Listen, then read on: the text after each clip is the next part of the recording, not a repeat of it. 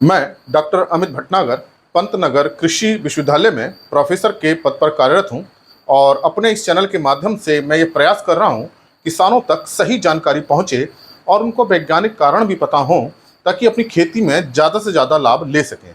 इसके लिए मैंने अपने इस चैनल में कृषि किसान नाम से एक अलग प्लेलिस्ट बनाई है जिसमें मैं हिंदी में चर्चा करता हूँ, और दूसरी प्लेलिस्ट है उसमें बहुत सारे लेक्चर्स हैं जो एग्रीकल्चर पढ़ने वाले छात्रों के लिए बहुत उपयोगी हैं, चाहे वो BSc AG के हों, MSc AG हों, चाहे वो PhD हों। वो बहुत हेल्पफुल है लेक्चर्स, लेकिन किसानों तक मेरी बात पहुंचे इसके लिए कृषि किसान प्लेलिस्ट में मेरी बात को सुनिए जो मैं हिंदी में चर्चा करता हूं। और मेरा यही प्रयास है कि जो हम अनुसंधान कार्य कर रहे हैं, जो हम रिसर्च कर रहे हैं, वो इस चैनल के माध्यम से उन तक पहुंचे, किसानों तक पहुंचे, ताकि उसका लाभ अपनी खेती में ले सके। आज जो मैं बात करना चाह रहा हूं अपने एक पिछले वीडियो के संदर्भ में करना चाह रहा हूं। पिछला एक वीडियो जो मैंने दिया था कि जो विद्युत चालकता EC होती है मिट्टी की, क्या होती है और ये कितनी होनी चाहिए, उसका मैंने एक अच्छा वीडियो बनाया था और उसका लिंक मैं इस वीडियो में दे दूंगा, इसके कमेंट उसमें आप देख सकते हैं डिस्क्रिप्शन बॉक्स में। और उस वीडियो में एक कन्फ्यूज़न हो रहा है किसानों के बीच में, और वो थोड़ा सा कन्फ्यूज़न इसलिए हो रहा है क्योंकि वो शायद मैं अपनी बात को वहाँ सही ढंग से कह नहीं पाया या पूरी बात कह नहीं पाया। तो इस वीडियो को देखने से पहले उस वीडियो को जरूर देखें, और अगर वो वीडियो देखा हो तो उसी के कंटिन्यूशन में ये वीडियो है। वो कन्फ्यूज़न ये है कि जो विद्युत चालकता है मिट्टी की, वो दो तरीके से निकाली जाती है। एक तरीका तो ये होता है कि मिट्टी को हम केवल सैचुरेट करते हैं, मतलब पानी को से उसे संतृप्त करते हैं, उसका घोल नहीं बनाते हैं, और उस घोल को करीब 24 घंटे तक रखते हैं। और उसके बाद उस घोल का जो पानी है, जो मतलब पेस्ट बना है, मतलब जैसे कि आटे को घोल के पेस्ट बनाते हैं वैसी पेस्ट बनाते हैं, फिर उसका पानी निकाला जाता है। वो थोड़ा वैक्यूम पंप से दूसरा तरीके से निकाला जाता है, फिर उसकी विद्युत चालकता EC निकालते हैं और उसकी वैल्यू आती है। एक तरीका तो ये है, और इस तरीके को निकालने को हम लिखते हैं ECE। ये है electrical conductivity of saturated extract paste. Extract मतलब निकालना। तो एक तरीका तो यह है कि हमने मिट्टी का जो पेस्ट बनाया और पूरी तरह मिट्टी में घोला, पानी में घोला नहीं, और उसको 24 घंटे तक रखा और फिर उसमें से पानी निकाला और उस पानी की हमने इलेक्ट्रिकल कंडक्टिविटी विद्युत चालकता निकाली। एक तरीका तो ये होता है। दूसरा तरीका ये होता है कि हमने मिट्टी ली और जितनी मिट्टी ली उसका दुगना पानी डाला, मतलब दुगना या 3 गुना डाला, और मिट्टी को बहुत अच्छी तरह घोला हमने। अब दुगना पानी होगा तो बहुत घुल जाएगी, जबकि सैचुरेटेड पेस्ट में हम घोलते नहीं है, उसका पेस्ट बनाते हैं। इस वाले केस में हम उसका पेस्ट बनाते हैं, जैसे हमने आटे का जैसे जो हम आटा गूंथते हैं वो पेस्ट बनता है। लेकिन दूसरा तरीका जो है वो, उसमें हम मिट्टी, जितनी मिट्टी लेते हैं, जनरली 20 ग्राम मिट्टी लेते हैं, उसमें 50 ml पानी मिला देते हैं, मिलीलीटर 50 मिलीलीटर पानी मिला देते हैं, और 2 घंटे तक उसे हिलाते हैं। फिर उस पानी को लेते हैं और उस पानी की हम विद्युत चालकता निकालते हैं और उसको हम बोलते हैं EC।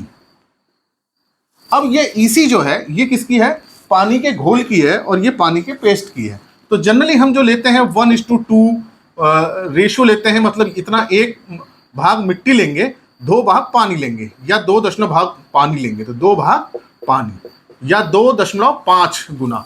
अगर मतलब हम 20 ग्राम मिट्टी लेंगे तो हम इसको 40 से 50 ml लेंगे। तो जनरली हम 50 मिलीलीटर पानी लेते हैं, तो जो ये रेशियो आ जाता है 2.5 का हो गया। मैं इस बात को फिर से आपको समझाता हूं कि हम जो विद्युत चालकता निकालते हैं 2 तरीके से निकालते हैं। एक में हमने मिट्टी को हल्का हल्का पानी डाला, उसका केवल पेस्ट बनाया और उसको हमने रख दिया, और 24 घंटे बाद फिर उसका पानी निकालते हैं, वैक्यूम पंप से पानी निकालते हैं, फिर उसकी EC निकालते हैं, वो ECE होती है। तो अगर आप अपनी जांच रिपोर्ट में ECE देखते हैं तो वो संतृप्त मृदा है, मतलब हमने उसका पेस्ट बनाया है, हमने उसका संतृप्त मिट्टी है ये, और ये जो है हमने मिट्टी घोल के बनाई है। अब इनके जो मान है दोनों के अलग अलग होते हैं। इसकी जो अगर वैल्यू जो मैंने पिछले वीडियो में बताई, वो मैंने इसकी वैल्यू बताई थी, उसकी मान बताया था, इसका नहीं बताया था। और जो जांच रिपोर्ट की जाती है लैब में, दोनों की ही की जाती है, लेकिन सामान्यतः किसानों के खेत के लिए याली हम करते हैं, इसको हम नहीं करते हैं। और इसकी वैल्यू क्या है, ज़्यादा आती है, क्योंकि सैचुरेटेड पेस्ट है, समय ज़्यादा लेता है। ये हमारा 2 घंटे में निकालते हैं, इसकी वैल्यू कम आती है। तो अगर हमारी मिट्टी अच्छी है, मतलब उसमें, अब ये EC क्या बताती है? ये बताती है कि उसमें लवण कितने हैं, लवणता कितनी है, क्षारता कितनी है। अगर ज़्यादा EC होगी तो हमारे खेत भूमि में लवण ज़्यादा है, तो मैंने बताया था कि ये अगर 2 से कम है, इसकी वैल्यू 2 से कम आती है तो ये अच्छी में गिनी जाती है, और फिर 2 से 4 है तो ये ठीक ठाक है। मतलब 2 से कम है तो हमारी मिट्टी में कोई दिक्कत नहीं है। अगर 2 से 4 आती है तो थोड़ी सी हल्की सी ये क्षारीय है या हल्की सी लवणीय है, क्षारीय ना लवणीय बोले हम तो ज़्यादा अच्छा है, हल्की सी लवणीय है, तो ये मिट्टी में लगभग सभी क्रॉप को उगा सकते हैं, कुछ फसल को छोड़ के। अभी मैं इस पर भी आऊँगा, मैं पिछले वीडियो की बात कर रहा हूँ, वो पिछले वीडियो में मैंने ये बताया था। और 4 से 8 है तो थोड़ी मुश्किलें आती हैं, और 8 से 16 है तो और ज़्यादा मुश्किल आती हैं, और 16 से ज़्यादा है तो फिर मुश्किल ही मुश्किल है। तो अगर 2 से कम है तो हमारी मिट्टी अच्छी में आती है, 2 से 4 तक है तो ठीक है, चल जाएगा, सुधार करने की जरूरत है। लेकिन 4 से ऊपर होते ही हमारी उसमें लवणता बढ़ती है। तो हमारी जो मिट्टी की जांच की रिपोर्ट हो सकता है कि ईसी आए, तो आप अपनी रिपोर्ट में देखिए क्या लिखा है, ईसी ई लिखा है या ईसी लिखा है। अब इसी की हम बात करें तो अगर ये मिट्टी की यहां से ये मैं कहूं कि लेस देन 0.4, अच्छा इसकी यूनिट जो मैंने बताई थी वो डेसी साइमन पर मीटर है, यहां लिख देता हूं डेसी साइमन प्रति मीटर। पिछला वीडियो जरूर देखिएगा, इसको अंग्रेजी में लिखते हैं डी और कैपिटल एस पर मीटर। तो अच्छी मिट्टी है तो 0.4 से कम है तो हम कहेंगे हमारी मिट्टी बहुत अच्छी है। तो किसानों की जो जनरल रिपोर्ट दी जाती है वो 0 दी जाती है, ईसी वाली दी जाती है। और अगर 0.4 से 0.1.6 है तो इस कैटेगरी वाली मिट्टी है, फिर ये इस कैटेगरी में आएगी, मतलब हल्की सी बढ़ी हुई है तो घबराने की बात नहीं है। 1.6 तक है तो घबराने की बात नहीं है। और उसके बाद तीसरी है 1.6 से 2.4, और फिर है 2.4 से 3.2, और ये है 3.2 से ज़्यादा, 3.2 से ज़्यादा। तो ये जो इसको मैं यहाँ लिख डेसीमल पर मीटर, जो इसकी यूनिट है DS पर मीटर। तो ये जो कैटेगरी है वो याली कैटेगरी है, इस कैटेगरी में आएगा। मतलब हल्की, मतलब हमारी सामान्य मिट्टी है और ये हल्की है, तो ये सामान्य में आएगा, अच्छी मिट्टी है हमारी। ये हल्की लवणीय है, ये मध्यम है, और ये ज्यादा है, और ये तो बहुत ही ज्यादा है।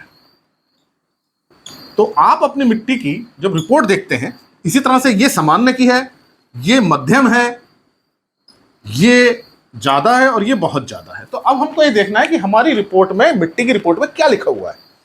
हमारी मिट्टी की रिपोर्ट में अगर ECE लिखा है तो हम इस वाले को देखेंगे, और अगर EC 1.25 भी लिख सकते हैं, या 1:2 भी लिख सकते हैं, 1:3 भी लिख सकते हैं, 1:5 तक जाता है, ये कोई दिक्कत की बात नहीं है। तो जनरली ये 1:2.5 तक है या 1:2 तक होता है, तो 1:2 पे भी ले सकते हैं इसे हम, मतलब 1 भाग मिट्टी 2 भाग पानी से लिया गया है, या 1:3 है तो 1 भाग मिट्टी और 3 भाग पानी लिया गया है। तो जो हम खेतों के लिए करते हैं वो हम ये जनरली किसानों के लिए करते हैं।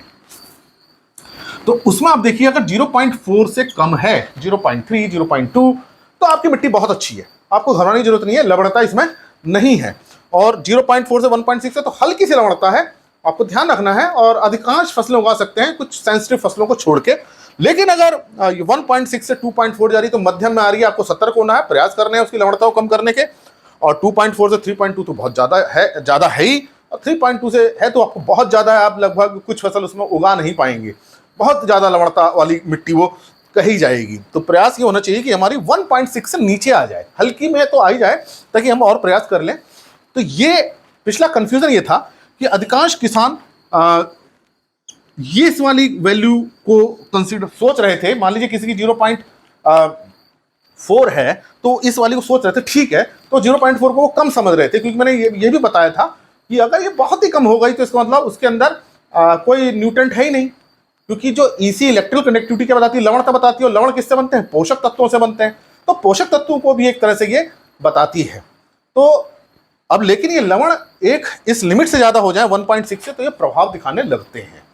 तो आप ये भी देखिए, ये रिपोर्ट भी देखिए, लेकिन इसको ध्यान रखिए कि ये ECE है, यहां E लगा होगा, electrical conductivity of saturated extract paste, E से लिया गया, एक्सट्रैक्ट निकाला गया है, उसका पेस्ट बनाया गया है।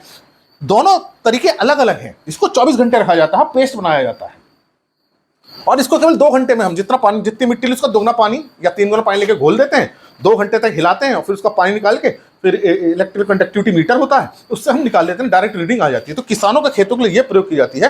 तो आप अपनी रिपोर्ट में इसको देखिए। आशा मेरी बात आपको समझ में आई होगी। तो पिछले वीडियो से आप कंफ्यूज मत होइए कि आपके जो है मान लीजिए आ रही आप जो रिपोर्ट में ये दे रहे हैं और आप सोच इसको रहे हैं, तो इसको भी देखिए, इसको भी देखिए, दोनों ही हैं। लेकिन आपकी जो अगर आपने किसान के रूप में अपनी मिट्टी की जांच कराई होगी तो ये वैल्यू आएगी। वैज्ञानिक रूप से हम इस वैल्यू को भी देखते हैं, क्योंकि इस वैल्यू के भी बहुत बहुत सारी चीज़ें हम निकालते हैं। विज्ञान की दृष्टि से हमें बहुत सारे फाइल के पैरामीटर निकालने होते हैं, तो हमको ये भी जरूरत होती है। लेकिन हम खेती के हम प्रैक्टिकल पॉइंट ऑफ व्यू से देखें, केवल किसानों के लिए हम देखें, किसानों की हम बात करें, तो हम इसको निकाल के देते हैं। दोनों के ही अपनी अपनी इंपॉर्टेंस है, लेकिन आपको इसका ध्यान रखना है। तो 0.3 है, बहुत अच्छा है, अच्छी मिट्टी है आपकी। 0.4 से कम जा रही है, अच्छी मिट्टी है।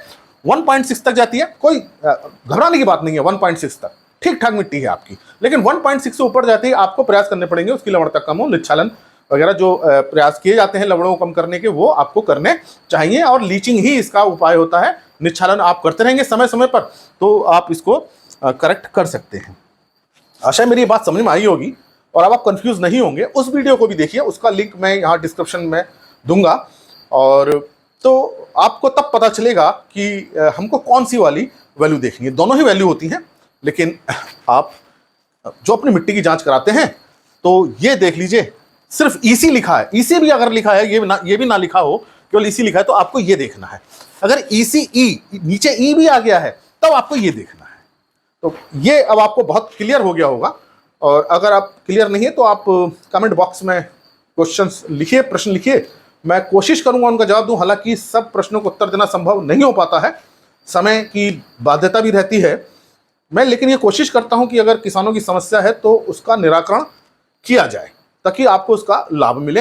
अगर समस्या खेत में आपके आ रही है तो आप उसको लिखिए, और किसान भाई भी अपने अनुभव उसमें शेयर करें, और इन वीडियो को ज़्यादा से ज़्यादा लोगों तक पहुंचाइए, ताकि उनको भी लाभ मिले। तो आप मेरे इस काम में सहायता कर सकते हैं कि अगर इन वीडियो को दूसरे लोगों तक पहुंचाएं, दूसरे किसानों तक पहुंचाएं, तो ये आपकी तरफ से एक सहायता होगी कि उन तक सही जानकारी पहुंच रही है। तो वीडियो को शेयर करना भी जरूरी है, ताकि उनको सही वैज्ञानिक जानकारी मिले और वो कंफ्यूज ना हो, क्योंकि कंफ्यूजन क्रिएट हो जाता है, भ्रम हो जाता है, तो चीज़ें गलत हो जाती हैं। तो आपको ये देखना है कि ई लिखा है, ईसी लिखा है। और इसी तरह के आप लेक्चर्स देखते रहिए कृषि किसान में। मैं कोशिश करूंगा कि सही जानकारी आप तक पहुंचे, और जो वैज्ञानिक कारण है वो पहुंचे, अनुसंधान कार्यों की रिपोर्ट आप तक पहुंचे। अगर चैनल सब्सक्राइब नहीं किया तो सब्सक्राइब कीजिए, और लोगों को भी शेयर कीजिए, ताकि सही जानकारी लोगों तक पहुंचे और वो भी ज़्यादा से ज़्यादा लाभ ले सकें। धन्यवाद।